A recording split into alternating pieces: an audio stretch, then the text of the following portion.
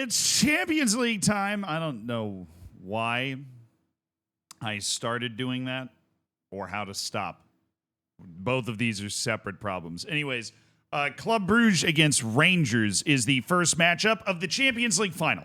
So what we're talking about today is the final round of, it's not the actual Champions League final, the final round of Champions League qualifying, right? Which means there are 7 more teams that need to make it into the Champions League stage. I'm so unbelievably pissed that I have to keep saying league stage. I want to say group stage so bad. Group stage, every single time I say league stage, physically jumps out of me, and I have to catch it by the ankles and pull it back in because I can't say group stage anymore. I have to say league stage. There's 7 matchups, each one of them obviously very important outside of, you know, the promotion playoffs that you get in the top 5 leagues. These are the biggest, most significant financial matches that are played basically every year, right? You're either in the Champions League stage or you're not.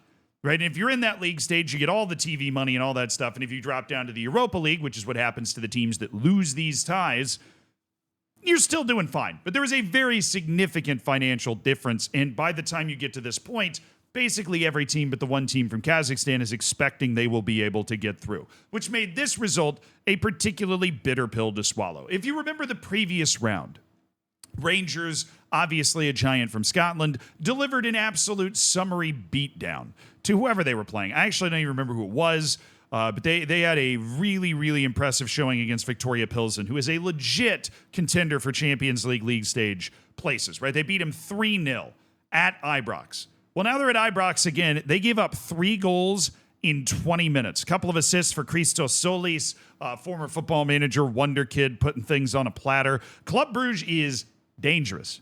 These Belgians are dangerous. I sound like the DR Congo all over again. They're dangerous. All right, they made their run in the Champions League last year. They're here again, and Rangers just could not handle them. Now, fortunately for Rangers, they got 1 goal in the second half. All right, this keeps some sort of faint hope alive. But I'm telling you right now, if Rangers plays anything like they did at Victoria Pilsen, like if they deliver another absolute stinker on the road again, I mean, obviously they need a spectacular match in Belgium. This is a very impressive result and a brutal place to play. I mean, a very, very, very intimidating, difficult stadium to play in. On a European night, you know they're going to bring the absolute heat, and they were going to bring the confidence of how well they play at home. Just kind of mind-boggling to me they were able to get this result, and a sign of the gap that Rangers perhaps still needs to close, right? They got that Europa League final a couple of years ago, but then it's kind of gone like this, and they're trying to bring it back up. And if you want to be a Champions League stage type team, you got to beat the best of the rest. And teams like Club Brugge are the best of the rest, right? They're from those mid-tier leagues in Europe, but they are playing at a very high level. And that high level has not diminished at all. So disappointing result, obviously, for Rangers. They are going to need something special on the road. Then a bit of a pick, then of a bit of a pick'em tie, right? One of those ties where you go, okay, one of these teams is going to be in the Champions League stage, right? This isn't best place. This is Champions bracket. Remember, there's 2 brackets. You got Rangers, who didn't win their league. Okay, you got Club Brugge, who didn't win their league, fucking apparently. And they're playing against each other for the right to go into the Champions League stage. Well, these teams did win their leagues. Qarabag in Azerbaijan, Ferencvaros in Hungary. Qarabag down 1-0 at halftime in Hungary. They're unkillable. I mean, I've watched Qarabag play maybe twice in my entire life, but their inevitable march to Champions League or Europa League group stages, league stages, whatever, it is so consistent. You could bet your mortgage on it. They're going to find a way into a league stage. They're going to be competitive. They're going to bow out at a respectful time, right? They don't have the punching power to upset the really big teams. They just never do. But they are so consistently good. Not great, not super great, not a threat. They're not going to make the knockouts, right? If they do, they sneak in and get handled in the first round, right? They're just good.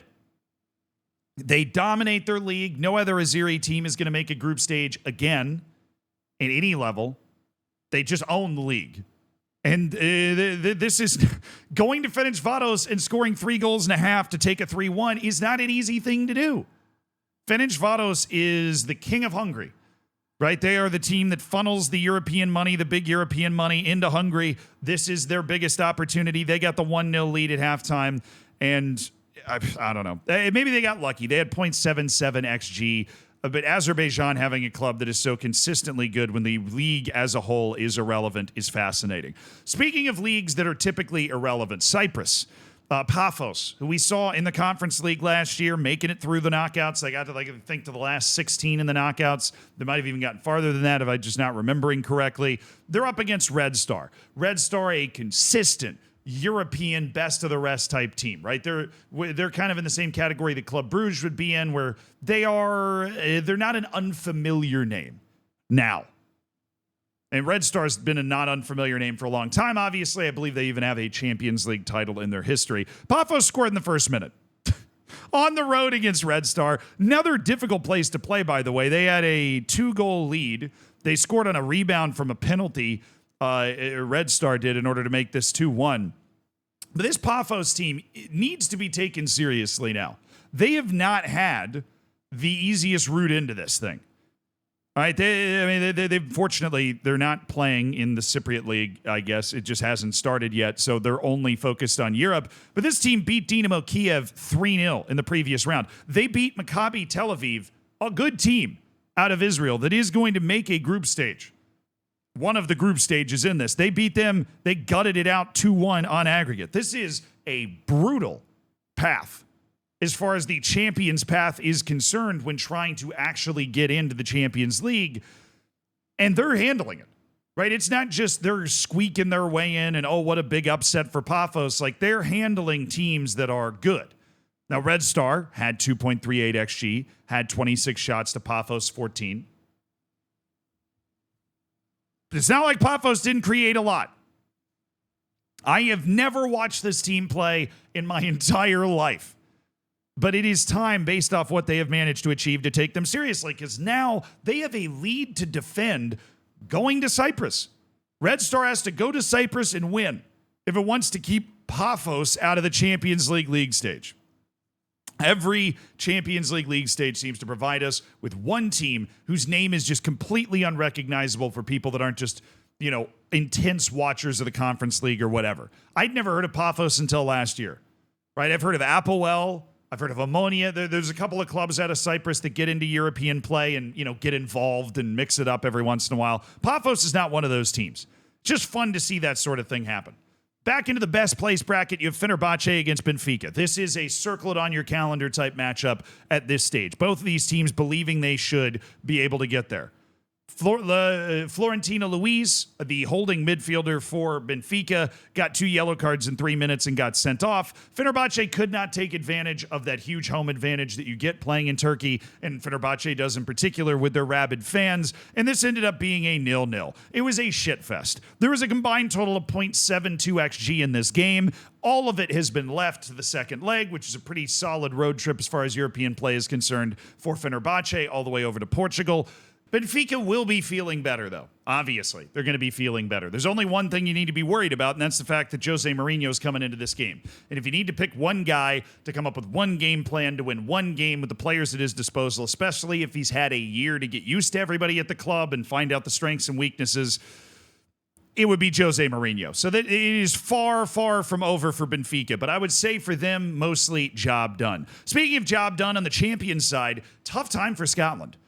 2 home matches, no wins. Celtic at home against Kairat Almaty from Kazakhstan, and they don't win. Now they have to go all the way to southeastern Kazakhstan in order to play their second match. They're going to be right next to the border with China. All right? That's where they're going. Good luck, right? Like that. Celtic had to win this game. Kairat Almaty is the only team, really, that made this round that would have been looking at it like, well, this is house money. Kairat Almaty likely, sure, they wanted to win the games they played, but was not expecting. They've never been this far. They're not Astana. Astana was the king of the Kazakh league for a while. They're not anymore. They just got knocked out, I believe, in the Conference League qualifying, but this is house money. Everybody else here, it would be really disappointed if they didn't get through, but Kairat Almaty in the Europa League stage, they'd be really happy with that. They would have shaken your hand off for that at the beginning of this whole session. They go on the road to Celtic, who has been really good, and get a 0-0 draw. I mean, this is a massive road trip from southeastern Kazakhstan all the way to Scotland. Now, Celtic's going to have to do it in reverse. And I saw the reaction that Kairat Almaty got when they won in that penalty shootout, or they won 1-0 in their home leg in the last round. The crowd's going to be there. It's going to be a foreign-feeling atmosphere for the players that play for Scotland, but it is also going to be a loud, intimidating atmosphere, right? But at the end of the day, Celtic is a whole-ass step up from Slovan Bratislava, a team that Kairat Almaty was able to squeak by on penalties. Celtic's got to be very disappointed with this, particularly with this. They created 0.56 XG the whole match off 75% possession. That is an astounding victory for Kairat Almaty in terms of being able to control the game. Now they've squeezed it down to 90 minutes in front of their home fans. They couldn't have asked for more than that for a chance to go to the Champions League stage and force teams like Real Madrid and PSG to go play in Almaty, which would be awesome. And I want to be clear, even as somebody that has always liked Celtic, that was just one of those teams I kind of adopted as an American coming into the game. I have always liked Celtic. I've owned the jerseys, right? My family's longtime lineage is from Scotland, right? And when we went to where they were from, they were selling Celtic jerseys. It was just, it was the first major Football Manager save I ever played.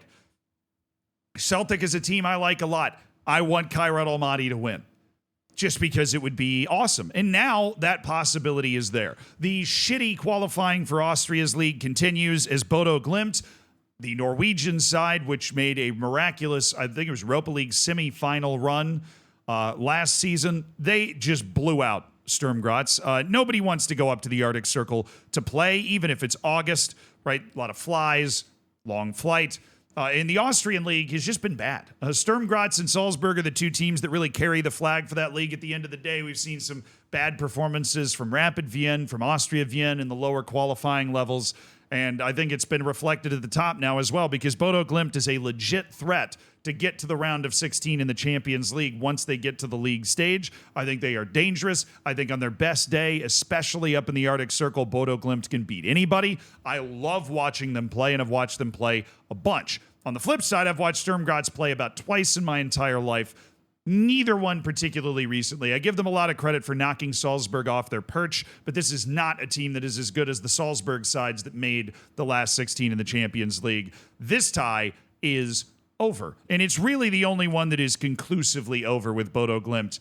Now, they could rotate. I mean, they're on the road, so you don't want to over-rotate and maybe end up the freak result, but they can take it pretty chill going into that road match against Sturm Graz. Although I will give a lot of credit to Sturm Graz. They're from this unique kind of south of the Alps region of Austria that has a funny accent and everything. And as such, the club is like representative of the region. They have fantastic fans. It is going to be, they're going to show out. It's going to be loud. There's nothing they can do. And then there's Basel against Copenhagen. This is just vintage, like Champions League qualifying.